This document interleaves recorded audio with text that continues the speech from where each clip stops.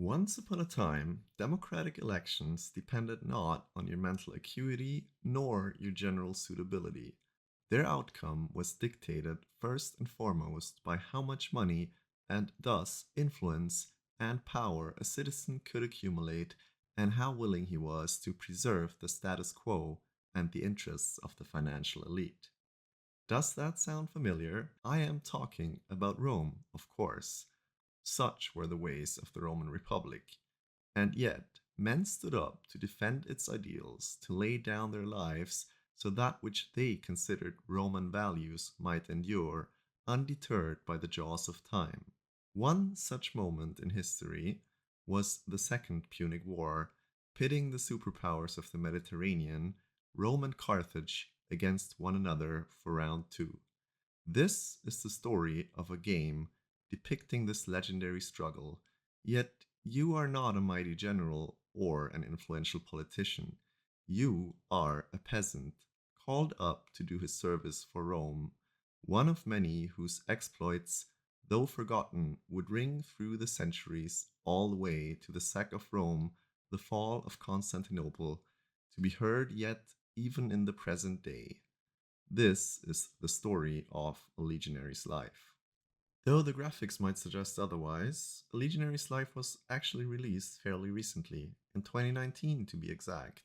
Admirably, it was designed and published by a one man team and is an obvious labor of love. A thoroughly unusual roguelike, it is a roguelike nonetheless. You will die a lot, especially in your first few goes. You will start over, and perhaps the next legionary you control might be smarter, stronger, or otherwise more successful than the last, for no legionary dies in vain. Each consecutive death will grant you additional points to spend on your next character, thus making the second go easier than the first, and so on. From a gameplay perspective, it functions as a classical RPG. There are different stats to be improved, those being strength, endurance, constitution, quickness, coordination, awareness, charisma, and intelligence. Depending on which stats you opt into, you will have an entirely different playthrough each time. The game is split up into consecutive campaigns, the first being Scipio's Hispanic campaign, the second being the proconsul's foray into Africa, and the third being the Macedonian Wars. Between each campaign, you have the option of retiring should you feel your current legionary isn't like to live through the next war. What the game lacks in graphics, it more than makes up for in character. While the graphics are nothing to write home about, the writing itself absolutely is worth praising. Masterfully crafted story prompts and expository dialogue serve to immerse the player to a surprising degree in the life of a Roman soldier of the 3rd century BC. As far as I can tell, the setting has been researched extensively, and the game does a great job at bringing to life the strange and mystical world of antiquity.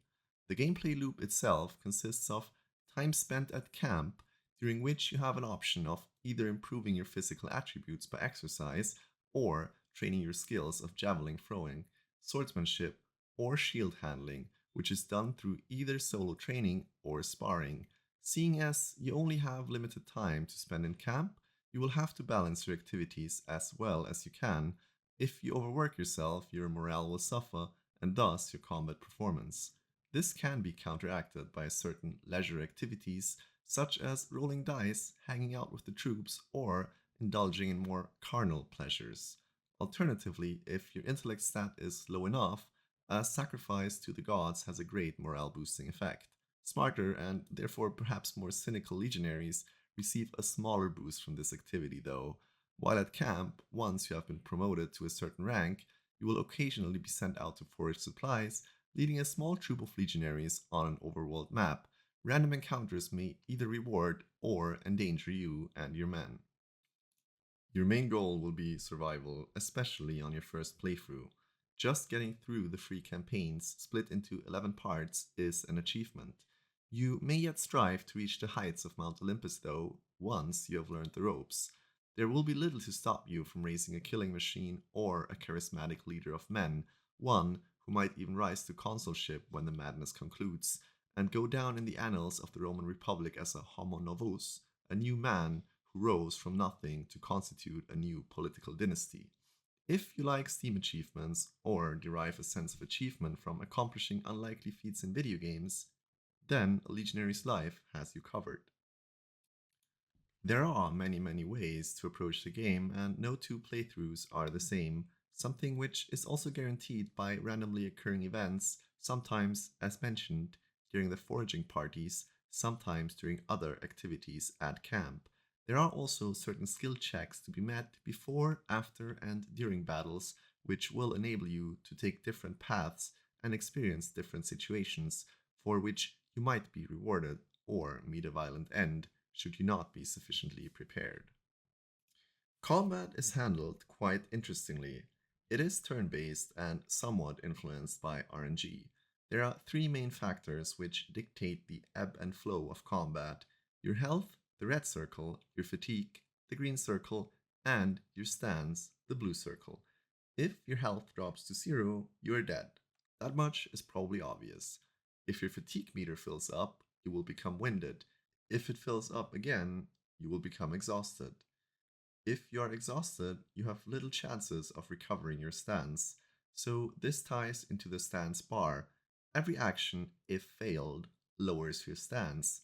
If your stance drops to zero, you have little hopes of hitting the enemy nor defending yourself. So stance is actually the most important metric and the one around which combat revolves.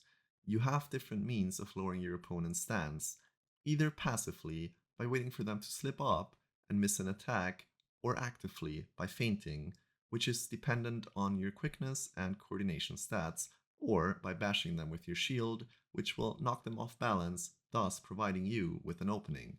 It is almost never advisable to go in guns blazing and wildly swinging.